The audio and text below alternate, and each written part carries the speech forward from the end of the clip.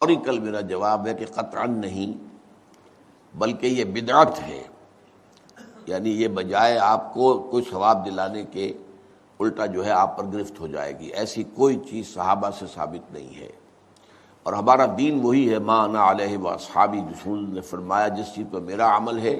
اور میرے صحابہ کا ہے، دین تو اصل میں وہی ہے۔ جہاں تک ایصال ثواب کا تعلق ہے، اس میں ہمارے ہاں ذرا کافی مختلف آراء موجود ہیں۔ مجھے اس رائے سے اتفاق ہے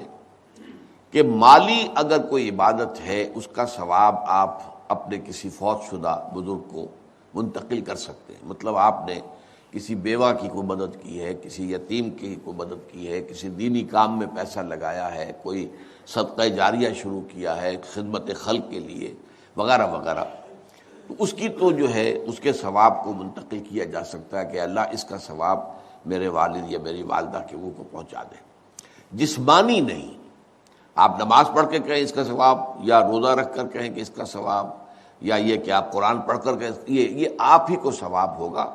آپ خود پڑھیں گے آپ کو ثواب ہوگا۔ البتہ ایسے تمام افعال کے بعد جب آپ اللہ سے دعا کریں گے، یہ نہیں کہیں گے کہ میرے اس فعل کا ثواب منتقل کر دے، اے اللہ میرے والدین کی مغفرت فرما، تو یہ کوئی نیک کام کرنے کے بعد جو ہے اس دعا کی تاثیر جو ہے وہ بڑھ جاتی ہے۔ بس اس پہلو میں انڈائریکٹلی اس کا ایک تعلق بن جائے گا، ورنہ یہ کہ وہ اس طریقے سے بچوں کو بلانا اور پڑھانا اور یہ جو ہے سوئم میں کرنا اور قرآن خوانی کی محفلیں، یہ سب بدعات ہیں اور یہ در حقیقت دین میں اضافے ہیں اور ان کی کوئی حقیقت نہیں ہے۔ دیکھیے، انسانی زندگی کے یہ 3 دور ہیں: حیات دنیاوی جو ہماری پیدائش سے شروع ہو کر اور ہماری موت پر ختم ہو جائے، پھر حیات برزخی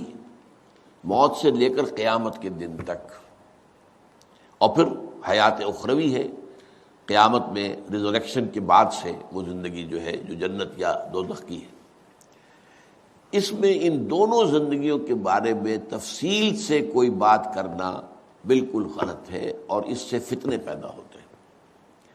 ظاہر بات ہے کہ قبر، جسم تو قبر میں رہتا ہے، اس میں تو کوئی شک ہی نہیں ہے۔ روح کہاں جاتی ہے؟ کیا وہ بھی قبر ہی میں رہتی ہے یا کہیں اور چلی جاتی ہے؟ قرآن مجید میں سجین اور اعلیٰ علیین کا ذکر موجود ہے، لیکن یہ تمام چیزیں متشابہات میں سے ہیں۔ یہ تمام چیزیں قرآن مجید میں سورہ آل عمران کے شروع میں بیان کیا گیا ہے کہ ہم نے یہ کتاب اتاری ہے، اس میں کچھ آیات محکمات ہیں، کچھ متشابہات ہیں۔ وہ متشابہات کا ایگزیکٹ مفہوم جاننا اس وقت ہمارے لیے ممکن نہیں ہے۔ یہ تو جب اس عالم میں ہم پہنچیں گے تو معلوم ہوگا کہ ہاں یہ بات تھی کہ جو قرآن مجید میں اس طور سے کہی گئی تھی۔ لیکن یہ کہ اس وقت جو ہے جتنا کچھ ہمیں حدیث صحیح میں مل جائے یا قرآن میں مل جائے، اس عالم برزخ میں بھی یہ تو ہوتا ہے کہ جو نیک لوگ ہیں انہیں کچھ نہ کچھ جو ہے اثرات اچھے ان پر پڑتے رہتے ہیں، ان کی ارواح پر کہہ لیجئے، اور کچھ جو برے ہیں ان کے اوپر جو آخری انجام ہونا ہے اس کی کچھ ریفلیکشن ہوتی رہتی ہے، جس کو حدیث میں کہا گیا ہے کہ ہر قبر جو ہے وہ یا تو جنت کے باغیچوں میں سے ایک باغیچہ ہے یا دوزخ کے گڑھوں میں سے ایک گڑھا ہے، یا کہیں کہہ دیا جاتا ہے کہ کھڑکی کھول دی جاتی ہے اس میں، یا جنت کی طرف سے ٹھنڈی ہوائیں آئیں، خوشبوئیں آئیں، اور یا دوزخ کی طرف سے کہ آگ کی لپٹ آئے۔ دوزخ میں داخل ہوں گے قیامت کے بعد ہی، اور جنت میں داخل ہوں گے قیامت کے بعد ہی، لیکن اس کے کچھ آثار پڑنے شروع ہو جاتے ہیں۔ وہ جس کو انگریزی میں آپ کہتے ہیں coming events cast their shadows before,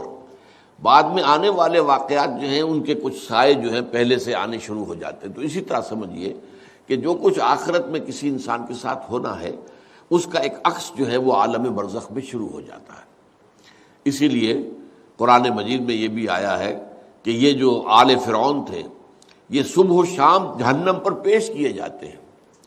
اور قیامت کے دن پھر کہہ دیا جائے گا ادخلوا آل فرعون نار، ان کو داخل کر دو آگ کے اندر۔ تو یہ اس حد تک، باقی یہ ہے کہ تفصیل میں جانا، ہاں ایک رائے ہے، یہ شاہ ولی اللہ دہلوی رحمۃ اللہ علیہ کی ہے، اگر ان کی رائے نہ ہوتی تو میں اسے بیان بھی نہ کرتا،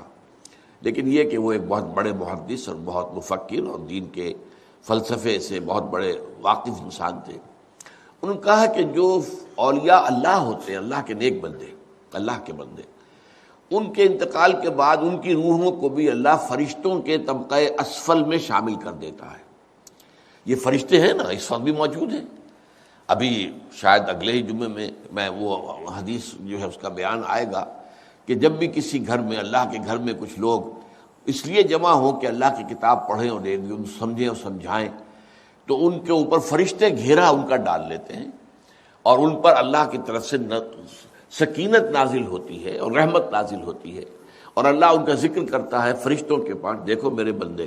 تم کہتے تھے یہ فساد مچائے گا، دیکھو یہ بھی تو ہے نا جو میرے کلام کو پڑھنے کے لیے میرے گھر میں جمع ہے۔ تو فرشتے ہیں موجود، ہم میں سے ہر ایک کے ساتھ 2 فرشتے موجود ہیں۔ تو یہ فرشتہ اسفل ہے، سب سے نیچے، جو دنیا کے کاروبار کو چلانے میں اللہ تعالیٰ کے سول سرونٹس ہیں۔ پھر اس سے اوپر کے فرشتے ہیں، اس سے اور اوپر کے فرشتے ہیں، پھر مقربین ہیں جو اللہ تعالیٰ کے قریب ترین فرشتے ہیں۔ لیکن یہ کہ ملائکہ کے طبقہ اسفل میں شامل کر لیتے ہیں، تاکہ جو کام اللہ تعالیٰ ملائکہ سے لیتا ہے وہ ان سے بھی لینے شروع کر دیتا ہے۔ لیکن ہمیں یہ اجازت نہیں ہے کہ ہم فرشتوں کو پکار کر کہیں کہ اے فرشتے، اے جبریل، اے میکائیل، یا فلاں، اے منکر، جو یا میرے جو ہے کرامن کاتبین، میرا یہ کام کر دو۔ نہیں، یہ شرک ہو جائے گا۔